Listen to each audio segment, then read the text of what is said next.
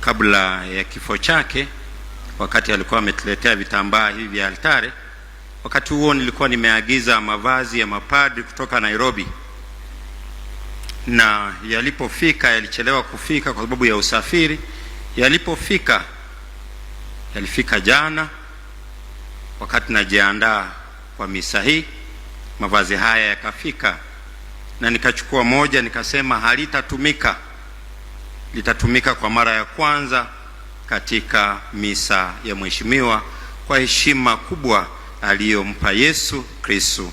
Mavazi haya ni hili ambalo linapendeza, kwa sababu yake tunamwenzi na tunamuombea, na kitambaa hiki kimetumika leo kwa mara ya kwanza kwa ajili ya adhimisho la misa takatifu.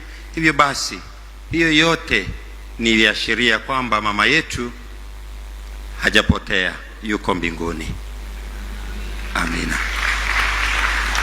Basi tuko hapa mapadri kadhaa, sio kwa sababu tumependa tutuwepo kwa msiba huu ili tuonekane kwa vyombo vya habari.